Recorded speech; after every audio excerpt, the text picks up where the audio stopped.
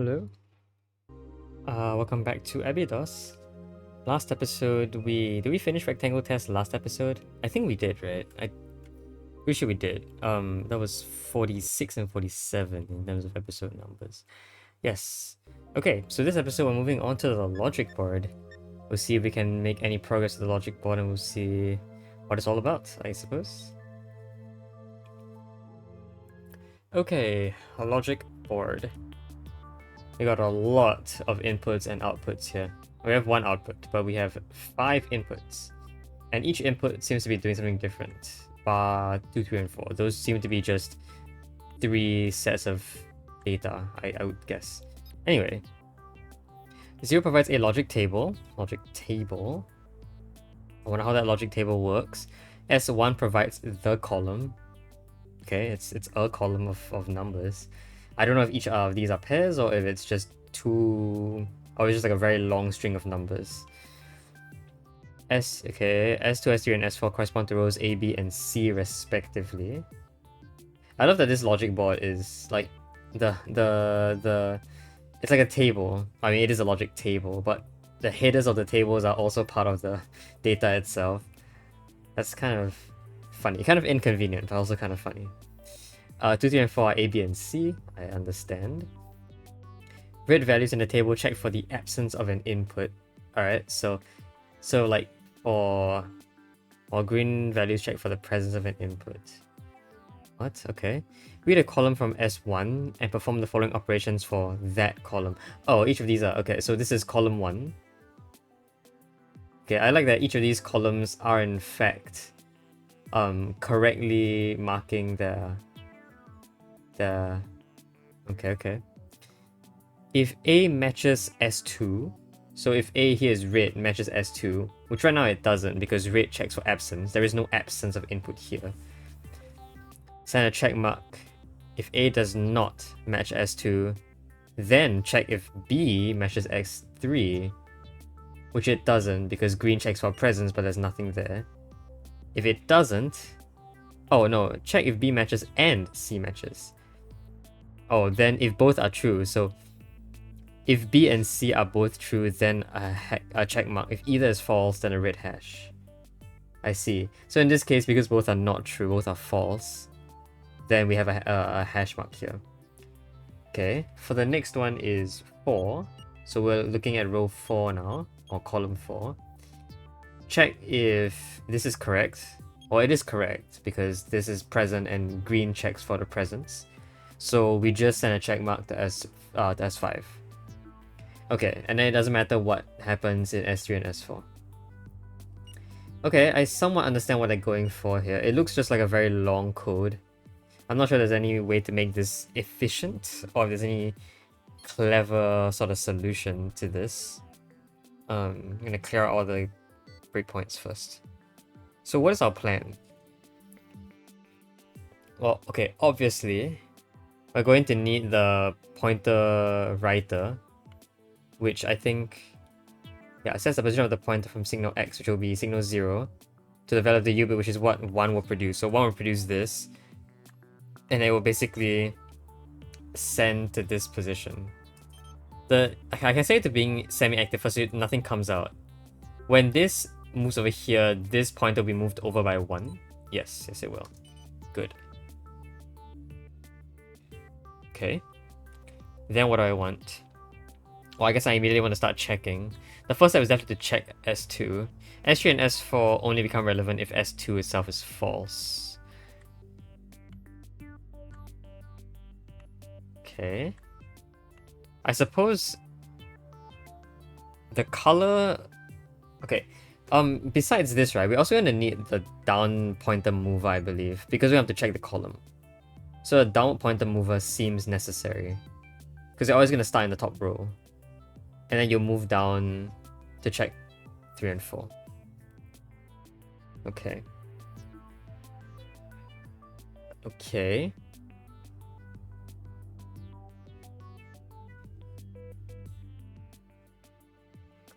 So the presence of an input is defined as the value 170, while the absence is defined as the value 0. Well, we can just, based on the color here, move the bit from S2 to a 0 or 170 checker, I think. Yes. The same checker can't do two different things, right? Yeah, the same checker, like I could have a 170 checker that works on both of them. It's just the results will be different in each case. But the result is also based on the color here. And I don't know how to define the results based on the color. Like, we can say if it were red, then a true will send you in the correct direction.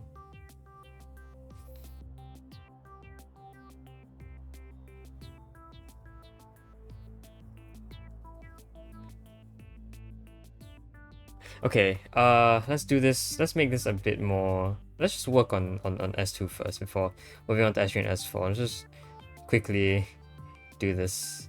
This shouldn't be too challenging. So after S1 sets the position, I want to call out from signal 0 and signal 2, I think. I want to make them all semi-active first. So I want to call them out when they are supposed to come out. There you go. So this one I can actually put into a color checker. And the color checker sensor. Sensor. I'll check for either green or red. Let's check for green because that makes more sense. Okay. Because these are offset by 1, these should also be offset by 1. I want a one-time conveyor. I think one-time conveyors are a lot easier to manage. I guess they don't technically have to be one-time conveyors, especially this one. This one is always going to be based on what happens above it. I think. Yeah. So actually a one-time conveyor isn't really necessary here. I just think it's cleaner now that I do this. In fact, I guess a lot of the problems in the past could have been solved with one-time sensors. Every time I wanted to switch something off again after something, like to cleanse a program, I could have just used a one-time conveyor here. Okay, so if green is true, then we're testing for the presence, which will push it forward. So forward, we'll set this to a 170 checker. And then if not, it'll be a 0 checker. And if either of these are read as true, then 2 basically succeeds and should just become the one the 114 bit. So yeah, okay. These guys cannot be one-time sensors, unfortunately. So if true, this will be turned on. If true, this will be turned off. Okay, let's do this first. And it will set the equal value. We'll set it to be 144. It'll be white in either case, I think. Or it'll be white or colorless in either case. So right now, we will move it to down here. This is a failure. So this will be sent... Well, this should be sent out like that. Okay, cool. So this is our sensor for now.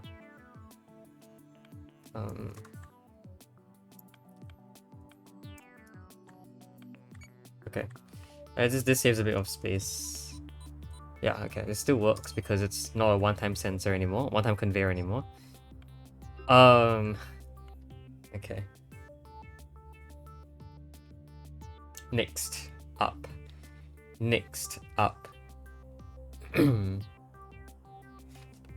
Actually, there's more stuff that's gonna come out of this guy, honestly, right? Because we're gonna move this. We're gonna move it down by 1 and then do the check. In the case that a failure occurs, these guys will have to do something. The fact that they're being separated right now is a bit sad. So let's not do that first. Let's get rid of all the hard wiring. Yeah, let's get rid of all that. The hardware, that's what it's called. Can't believe I forgot the word for hardware. I remember it was hard something.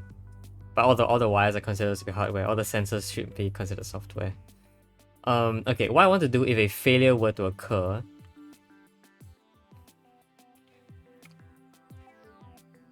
is I want to shift this down and start checking B and C. But how will I do that? The B and C will come up from here, right?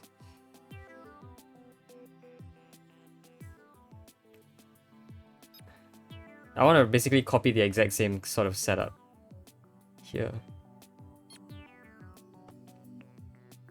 But it's a lot less necessary than to have to, yeah, because we're only looking for, okay, so let's just leave this aside first. Let's settle 3 and 4 while we're at it. What I would like to do is I would like to do something very similar, where you have a conveyor here that separates based on whether this is green or not green.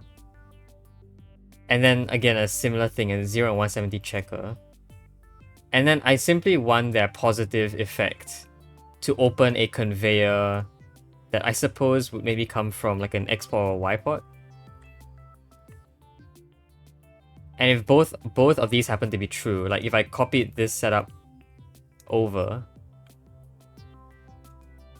if both of these happen to be true, then whatever comes out of the Y port will be sent to equal a tick, right?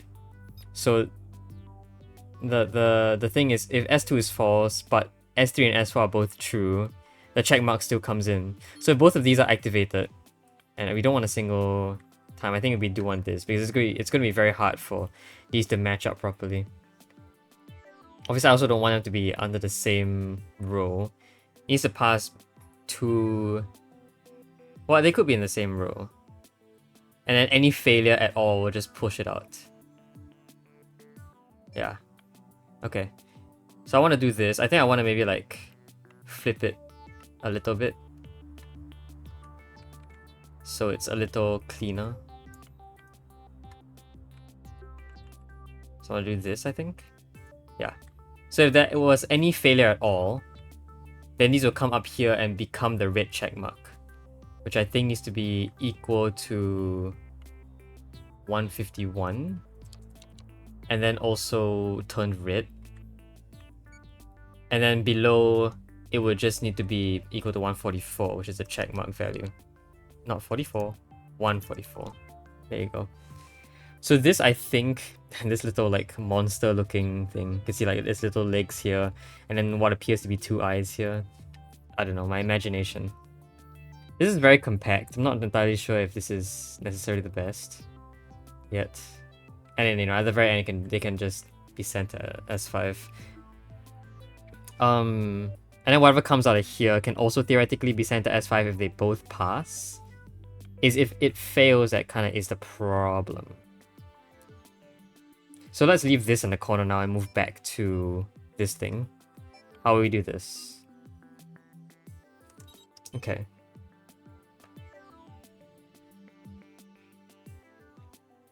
So this looks maybe okay. The only issue I find with this is that things are gonna get a little dicey. No, this is absolutely fine, I think. I could just use another Y port, I'm pretty sure. If I connected both of these to like a B sensor that activates a Y port. Yeah. That Y port... Oh no. No. It's not even that complicated. The passing of these two, if either of these pass, then it's already a tick, right? You can just send the passing signal to a Y port that becomes the value 144. And this is how I split up whatever comes out here and the output. Because I originally wanted this to turn into 144 and get sent in here, but everything would be really clamped together, so I chose not to do that. Okay. Then, if a failure were to occur...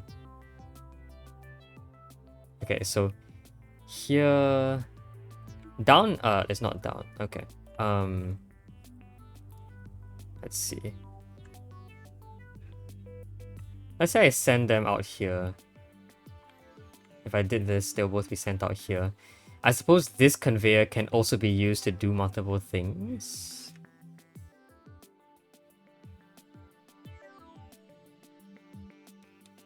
Like, I think what I want to do here is...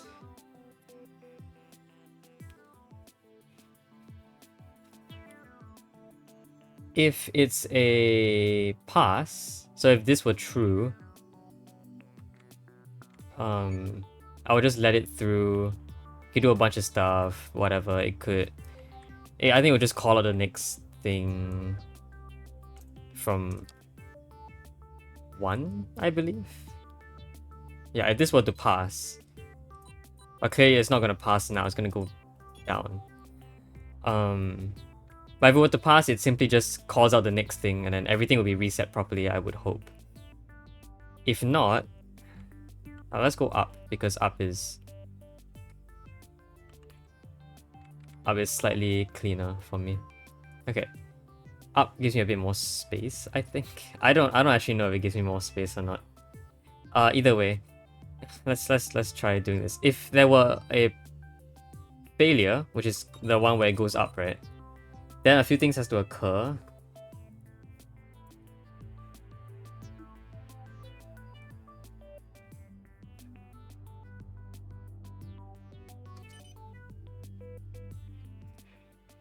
It would need to... Okay. I think this Y can actually be reused on these two things. So, okay, let's ignore all the optimization first. Activate these two.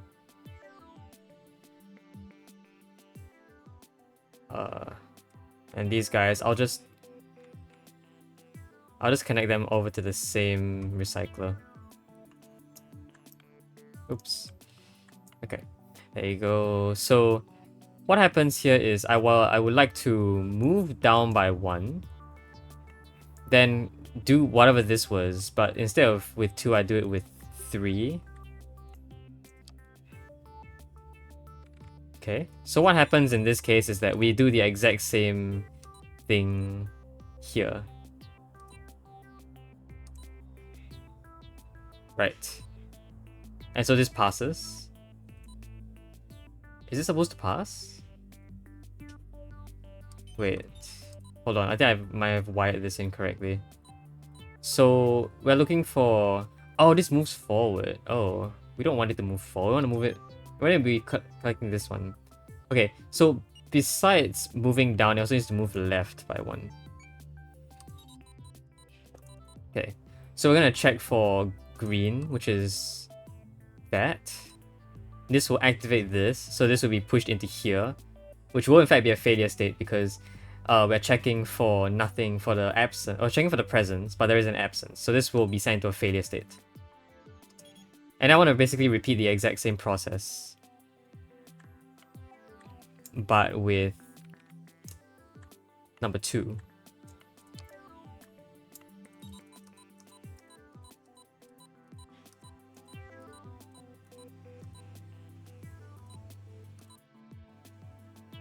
Wait, not 2, 4. Why did I say... I want 4, not 2. Why did I say 2? There you go. So now we're checking for presence again, but there will be an absence again. So these will both stay false. And then I guess at the very end, I'll just, you know, activate this Y. I guess we'll use a blue wire for now. Obviously I can make this a lot better, but for now, let's just see if this works.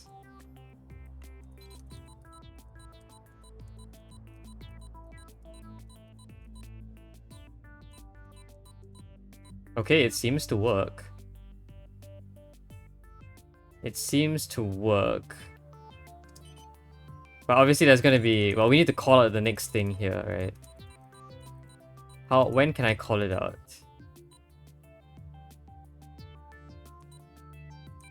I feel like I can call it out pretty early on. Like, if I were effective enough, I could call it out at that moment, I think. I don't know how much...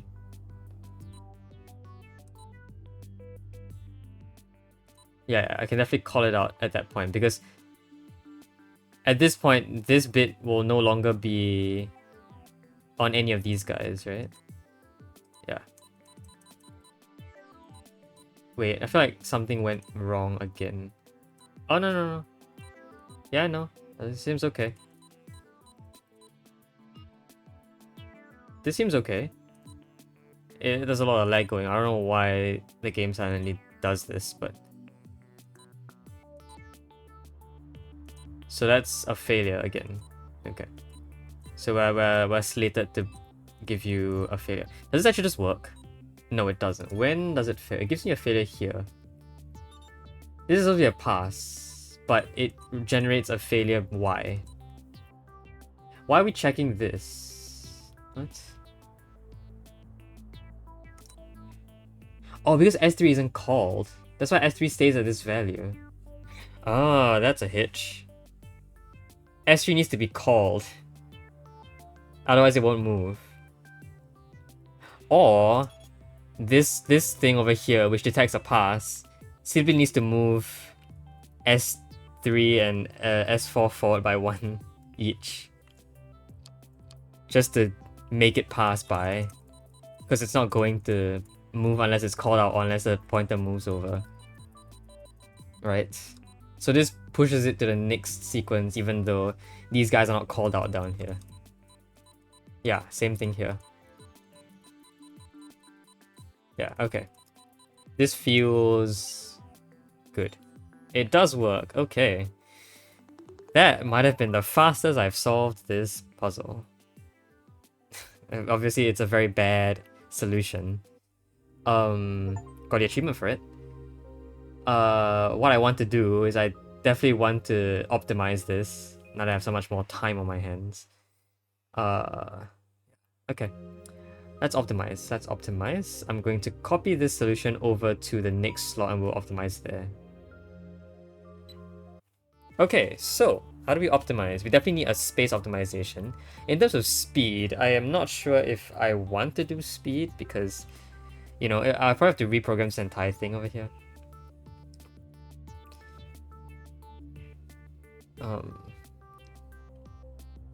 Yeah, definitely have to program this entire thing over here.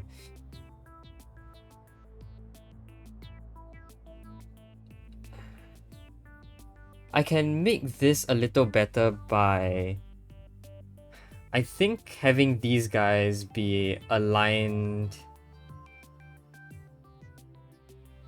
with you.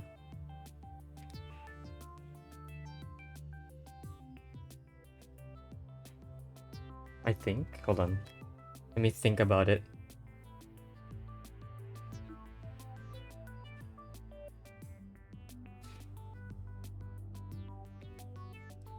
Okay. So firstly, how do I even want to start optimizing this?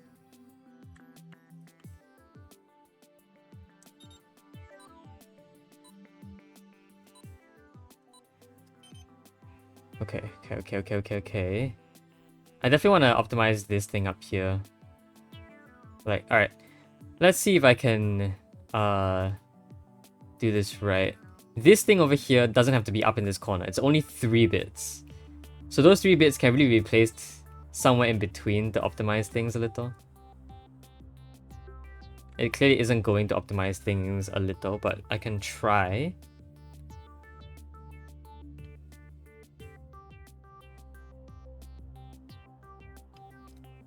Okay, so now that we have the idea of what happens up top, let's start working on the bottom first. That one seems as compact as I can make it already.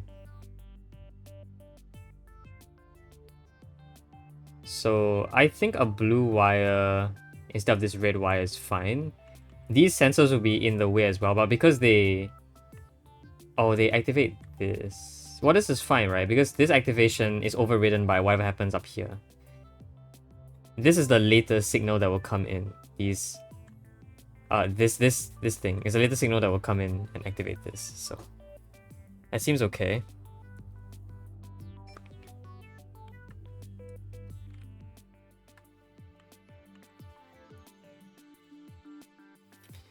Okay, so I want to repeat the same thing here.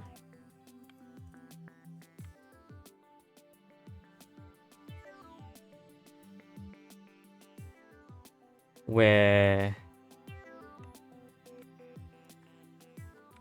this will dictate, so if passing, it will move forward into the presence checker, if not the failure, if not the absence checker. Okay. If they fail, or if either of them pass, the 144 can just be a 144.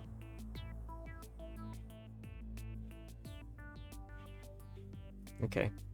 I'm gonna get rid of all of this. I think all of this I kind of understand what I want to do.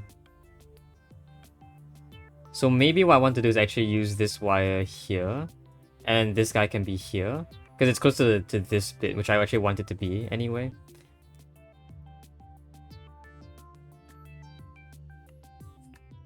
Okay. So once again, this checks for passing. If passing, it will go straight down. Otherwise, it'll go here. If they at all pass, then this bit can be activated, and it will just give you the 144 straight.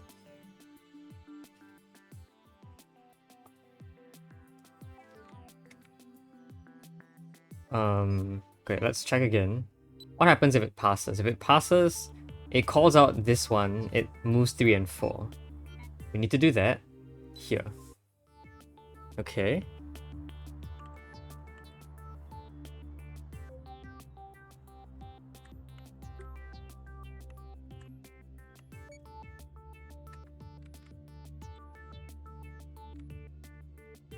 That's doable. Okay.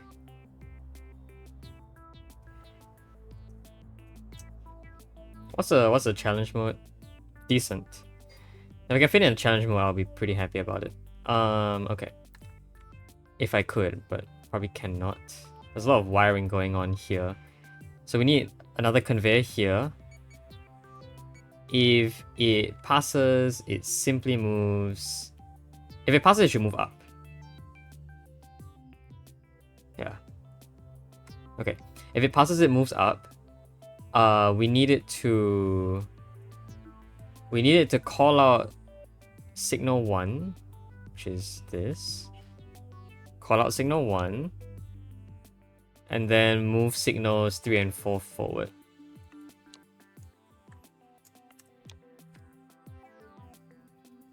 Okay. And then after that, it can just go away. If it fails though, that's the challenging part. If it fails, we need to do some stuff. If it fails, it's a whole sequence, right? We need to move it. We need to move it back and down.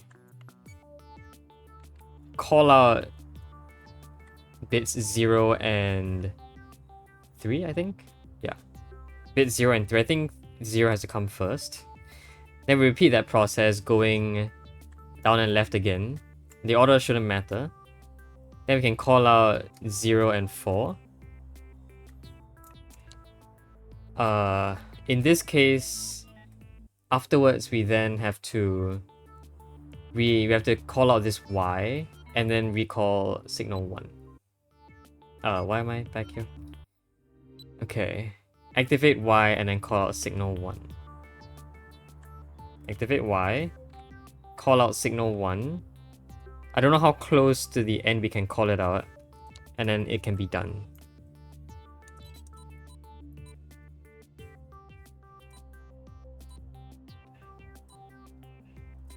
So it goes here, it moves it over, moves those out, they'll do the test. Does the same thing here. Calls these out. Wait. Yeah. I don't know why I thought it went wrong there, but no, it calls this out and this out. It calls this out after the check has been done. The check will activate whatever this is. Signal 1 will be called out again. I don't know if it can be done this early or not. I think it might be able to. Yes. Okay. Why? Is it just me or is it... Wait. Oh. Okay, if I made this a one-time signal... this is not a one-time conveyor. Would it actually work? Or would it not be timed right? It would be timed right. Wait, if it would be timed right, I can just make all of these one-times. I know it wouldn't do anything, but, you know, it would look very cool. But these all should all be timed right? Are they all timed right? Wait, this is marked correct though. Yeah, okay, then it's wrong. That's wrong. It can't be a one-time signal. Okay. Well, if it can't be a one-time signal, then I don't know what I was thinking. Seems good. Does it work? It does work. Okay. We've saved some stuff. I don't think this actually fits. It gets close to fitting, I think. But I don't think it actually fits, does it? I mean, it looks like it might fit. If you just shoved everything that's in here into there. If I rotated it... I don't think it would fit. This is a square, right? 2, 4, 6, 8, 2, 4, 6, 7, 8. Yeah. Okay. So then that simply means I have to shift things around. Or at least move this guy. Move this. These guys can't really stack. Or at the very least, this entire row shouldn't be here. You know. Like, I guess I'm close somewhat.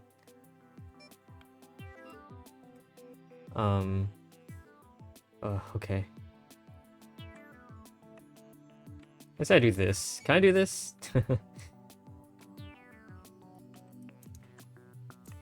I can. I think I'm still missing a bunch of stuff though, right? I still have a bunch of space. Like, there's this L shape that I have to remove from one of the corners. If I can remove it from one of the corners, I'm done. But I don't think I can. I think this still works. No, it doesn't. Okay. I guess it doesn't actually work.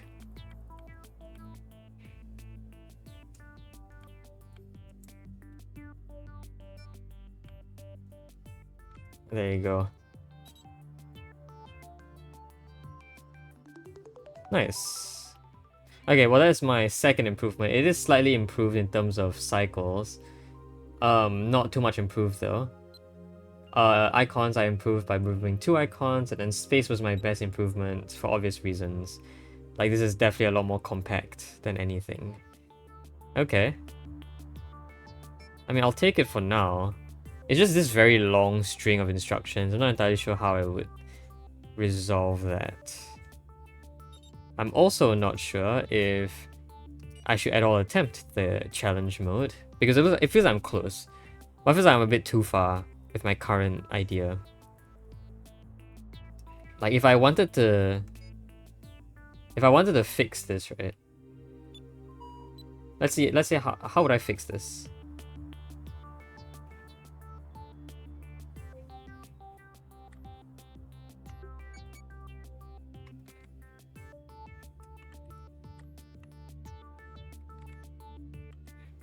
Like, that's one way I could do it.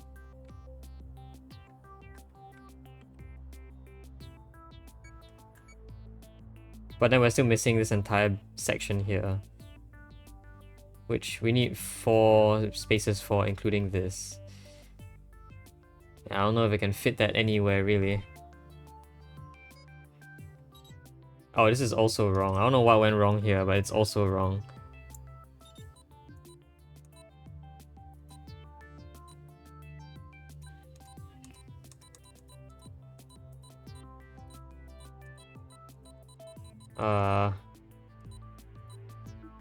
Oh, what? Oh, because it just did not activate this. There you go. Okay, so that gets me slightly closer.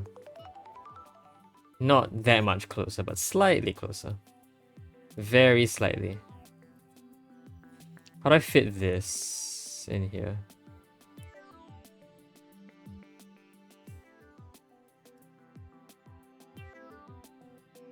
Well, okay, hold on. If I made it bounce...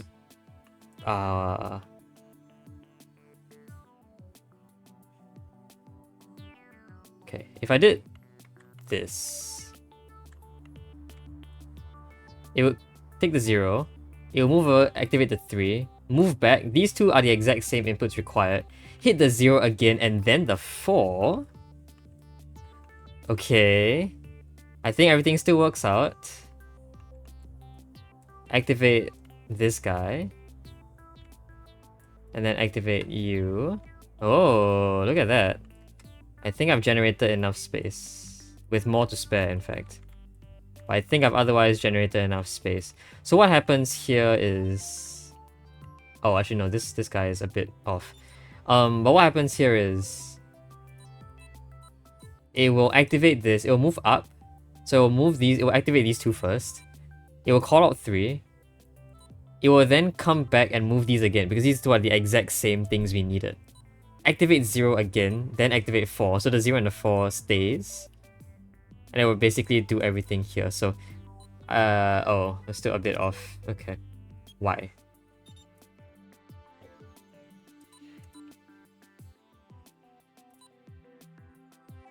Okay. That activates this. So this is checking for presence, but we don't have a presence. Are we checking for absence? We are checking for absence. So it goes here. It will now check for... Oh, is it too slow? Oh, it's too slow. Right, I pulled the 0 out a bit slower than usual. Oh. Okay, this won't work then. The 0 is pulled a bit too slow. Unless the 0 itself is slowed down.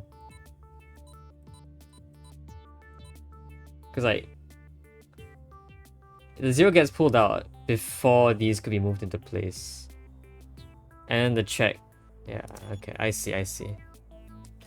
The 0 needs to be pulled out after the movement. But the issue with that is...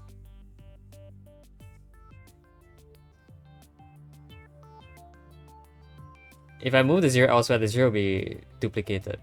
Or 0 will be pulled out multiple times. Does it matter?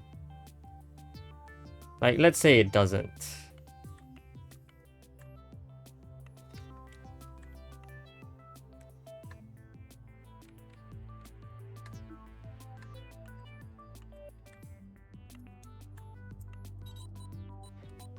Oh, but it will be, because it gets pulled out twice. If it gets pulled out twice, then the two directions are incorrect already.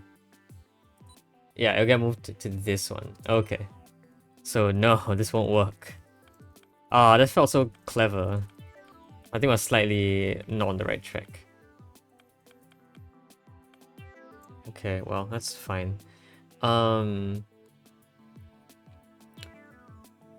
Could I change things a little bit?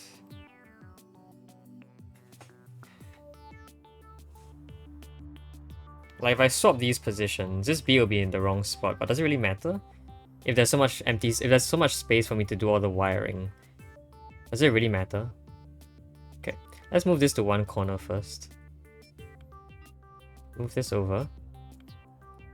Actually, I'll just get rid of you. Okay. So I flip this so that these guys will be the ones I'm having here. And the ones up here will be these guys. Does it actually change anything? I think it still loses a bit of space, doesn't it?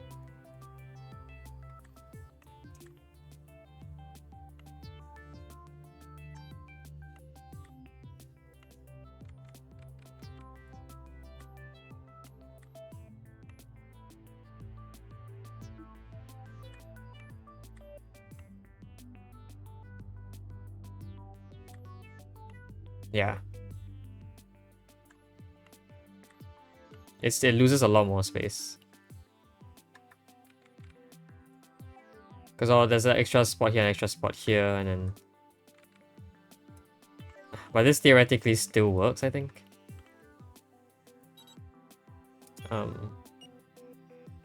Yeah, this still works, because everything else has been identical. It's just I changed the order of things. So I didn't really utilize every spot very well. There's a duplication here. If we went back to the original, is there ever actually any... Are there actually... Sorry, hold on. Let's move this back. Is there actually 4 empty slots of space? There isn't 4 empty slots of space. Unless we optimize the bottom corner to give me a bit more space.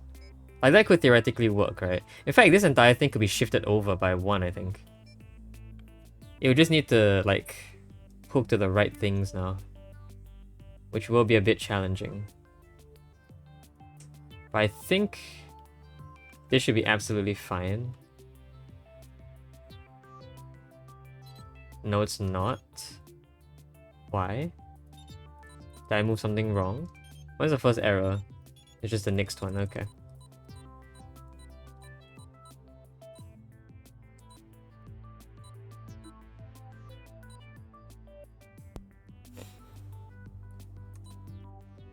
Oh, this is... Wait, no, this is supposed to be... okay. Oh, is it because I didn't change these? Yeah.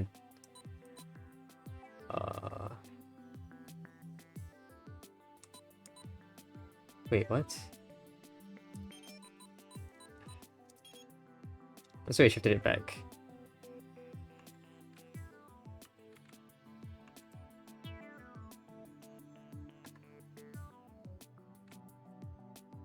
This works, okay. Let's just see what happens here first for real. Or checks for green, checks for presence in 2. Which I honestly should already be. Yeah. So why does shifting it by 1... Oh, we get rid of this connection. That's why. Okay, that's why. It's still wrong. It's still wrong until... Wow, it's wrong until there. So what's wrong there?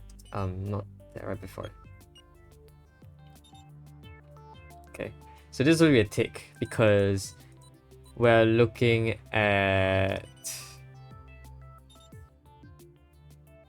We're looking at row 7, I think. Yeah. So it checks for absence, which there isn't.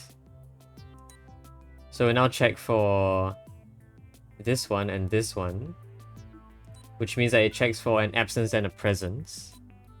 So here it would check for an absence first, which there would be. Then it checks for presence, which there will be. Wait, why does it go this way? Oh, because it's supposed to connect to here as well. That's why. Oh, there you go. That works. That should give me a bit more space to work. Oops.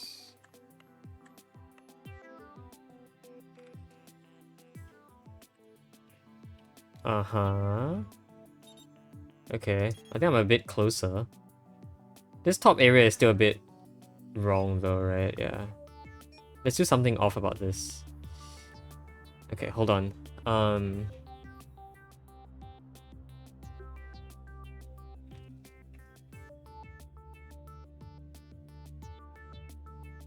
Okay. Let's see if I can arrange this in a better way.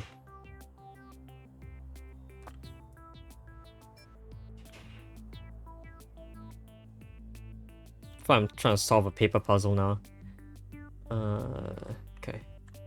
0, 3.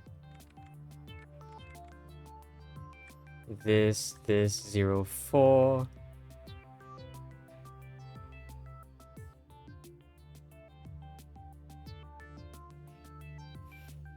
Okay. Hold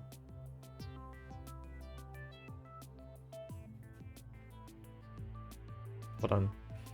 Okay, let's see if I can do something different here. What I want to do here is, this one I can simply do this for now.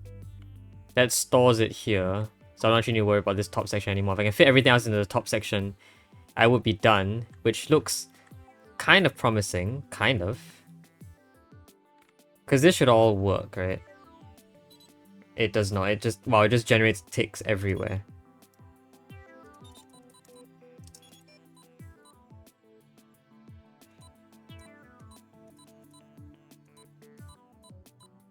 Oh, because this B isn't connected to this. Yeah. Alright. Keep messing that up.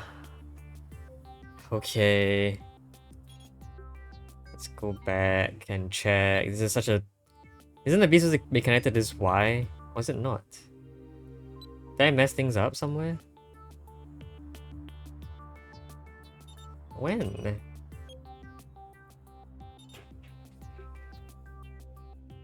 Oh, it's because of this. Alright. That's why. Okay. So let's see if I can rearrange everything to maybe be a bit better now.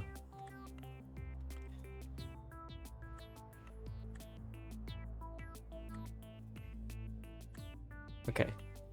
So let's get rid of this blue wire for now. I prefer the path to look like this. So 0, 4, this, and... Oh, there's still a very slight problem. Parity related. They can both call out the same one though. I think that's interesting that they can. In fact, they should. Why shouldn't they? 3, then 4. Then they call out the same one, which is this one over here. And then they just get thrown into the same bin. Yeah. Okay, that works. Is it also challenge mode fitting? It is, look at that. We've challenge moded this level, of all things. Alright, let's just turn on challenge mode and then solve it that way. There you go. Wow. With a couple of these to spare as well. So there you go. I'm not sure if I saved on space at all. I don't think I did. I may have saved on icons a bit more, but not on space. I've never used a bit more space. Oh, that's always been 49, so yeah. Okay, this is definitely a bit slow, I can tell. Because it takes a lot longer for this thing to be called out, I think. I don't know if the one extra step gives you the extra 200 cycles, but I don't think it is. I think there's other issues as well that causes this machine to be slower. But hey, we're only here for challenge mode, so I don't really need to optimize my stats for it if I'm doing challenge mode, I don't think. So yeah. Right now, my best is 1,400 cycles. Okay, the percentile doesn't change even if I change slots. Interestingly enough, I think it just keeps staying on your best score. But you can see here, my icons have been the best that they have ever been. My space has been the best it's ever been, so that's good enough for challenge. But I think challenge mode generally requires you to improve on space and icons anyway. So yeah, there it is, logic board. That, honestly, it didn't take as long as I thought it would take, but yeah, cool. I suppose next episode we'll move on to the next puzzle then. Altitude plotter. This one's interesting, I would say. Also, why is there one open here? Yeah, there's always one open on S1. Why is that? Let's delete those. Delete. I'm pretty sure I've not done a single thing in these, so I'm just gonna delete. Alright, there you go. Next episode we'll move on to altitude plotter. We need one more segment to unlock whatever this is, so I guess we'll see then. I thought this was... I thought this would have been unlocked after this, right? I thought that was the case. Did it not read 44? Did it change? Like, does it increase by 1 after every time I beat one of these? That's really weird. Alright, yeah, so pretty happy with the solution I got. Next episode, altitude plotter. Hope you guys enjoyed the video so far. I'll see you next time. Yeah, bye bye.